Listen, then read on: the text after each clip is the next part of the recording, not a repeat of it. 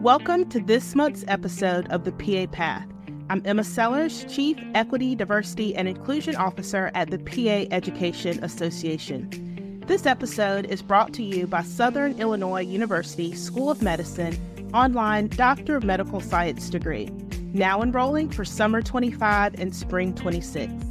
I'm delighted to have PAEA CEO, Dr. Sara Fletcher, as our guest. Well, Sara, thanks so much for joining us today. I'm just super excited to get to talk to you about the new goals for the PA Path podcast and just what's happening at PAEA. I'm glad for your time today and to be able to just have this conversation.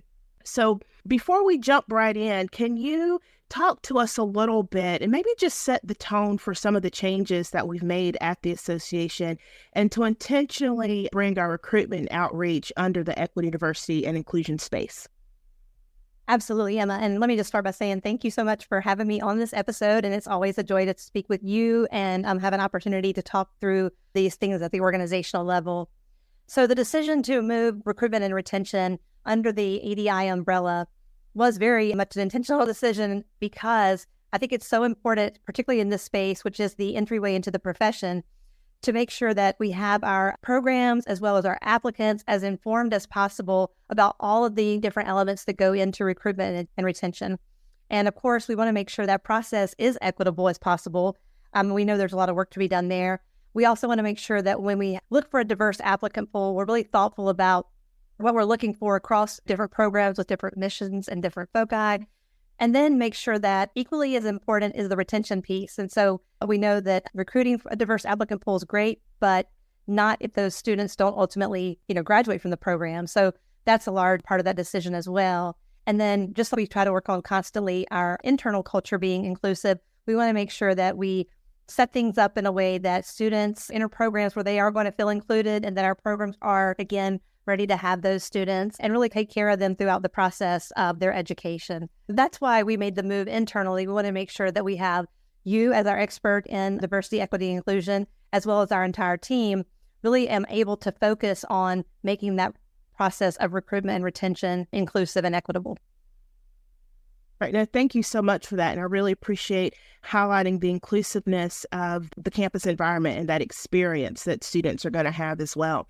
We're working to recruit diverse students, and that, of course, leads us to go into very diverse spaces and maybe do things a little bit differently in the recruitment area. And we're going to get folks from all different backgrounds coming in. When you think about the PA pathway right now, from your perspective, what does that look like? How would you describe the PA pathway? From my perspective at this point, I think that some of the biggest things that come to my mind are the fact that our applicants, this journey has to start so much earlier than we thought in the past. And what I mean by that in particular is that students, from the time they enter elementary schools, we really need to make sure that we're having a connection point through our different programs and universities, because students who don't understand what it's like to go, have never experienced college, much less a health professions career or been exposed to it, we know that already that just doesn't put that possibility in mind for them. So that's one of the things, is making sure that the pathway really starts as early as possible. And we know there's work to be done with that. Also, the pathway is, in my mind, a systems level consideration. And by systems level, it's not just the students sitting in a classroom. It's not just the teachers or the curriculum. Really, how do you involve a community? How do you involve parents and educate parents? As a parent myself, I know that as students enter middle school, depending on the track they take, which they have to determine at such an early age, it really sets up the rest of their academic and then professional career. And that's a lot to really process, especially if you don't know a ton about all the particulars of a school system, much less navigating college admissions, which, as we know, is just a huge undertaking, even for those who've been through it, like myself, years and years ago. I think the pathway also looks very different than it has ever in the past, be that the influence of COVID or the recent Supreme Court decisions. But I think what we have to keep in mind is that community colleges still play a significant role for our students. And increasingly, when we think about the fact that students might apply to a four-year university, but many of them are already taking college-level classes while in high schools. And so how does that impact what their decisions look like? We know that early colleges are showing significant promise in terms of especially students from underrepresented backgrounds.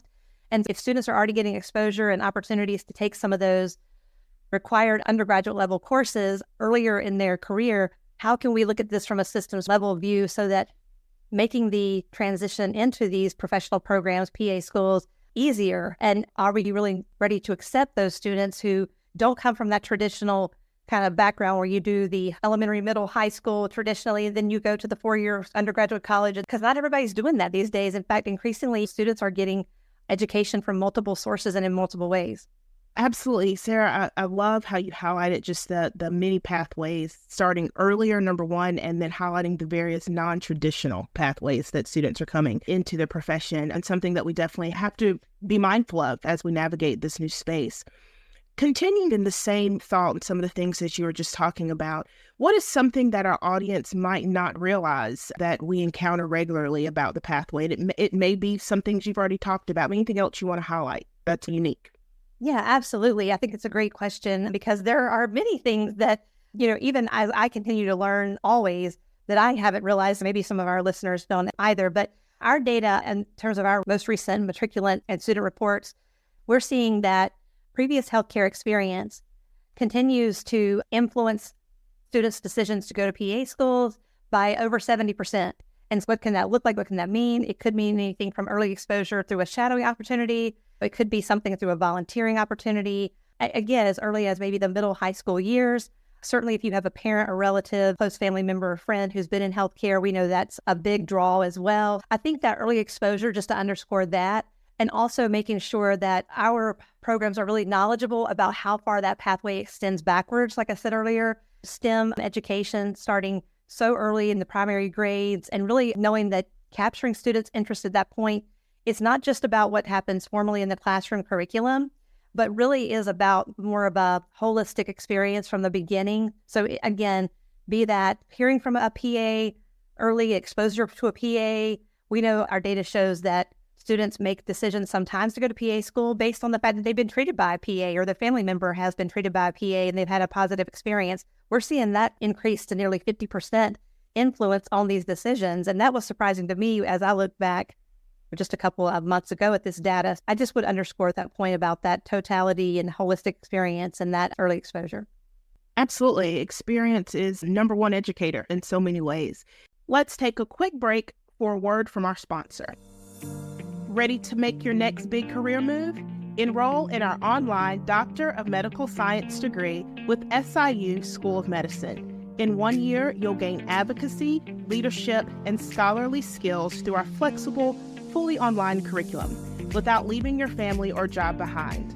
Earn 37 Category 1 CME credits while becoming a more impactful and adaptive leader. Don't wait to take the next step. Apply today. Visit our website and register for our next virtual info session to learn more. Shifting a little bit to thinking about some changes that we've seen in the admission process or even the outcomes over the past few years. We had this little thing called COVID that came through and really shifted the way that many programs in the PA world or just across higher education have done things. So can you talk a little bit about some changes that have happened in the past few years? Look at pre-COVID, post-COVID to some extent. Yes, absolutely. Yes, the little thing called COVID that I'm convinced, even though we are seemingly out of, I don't think it's ever going to leave our lives totally. But what I'm most encouraged by, I would say, in terms of changes, particularly post-COVID, is how much more aware that I see our programs are of the burden, doing things like multiple in-person interviews or the cost burden, the time burden, really questioning, are those things as necessary as we once thought they were when it wasn't like we couldn't do them? So I've seen some intentionality focus there that I think is really important. Pre-COVID, I think that we were all under the, maybe I'll say the assumption that to get to PA, you had to be able to, again, have more of a traditional pathway. And not that at that time there weren't already becoming more options and variations in terms of how education could look, everything from badges and different certifications. And again, early colleges and things were already in place. But then with COVID, I think, again, to go back to the intentionality piece, what we saw is that not only might education look different, it was going to look different overnight.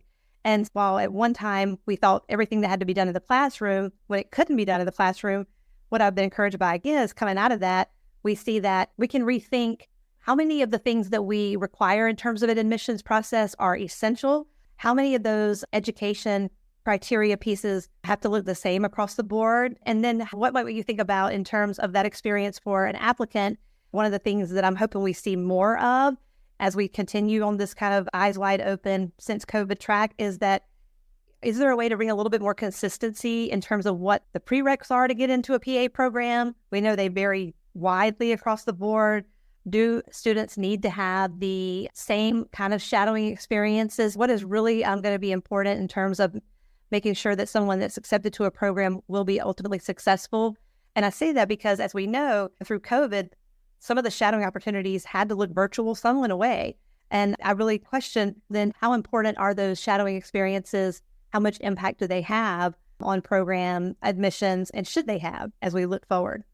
Yeah, thank you, Sarah. Appreciate that. Just lots of rethinking, reimagining, pivoting has happened, and how do we continue to use that to improve the process here?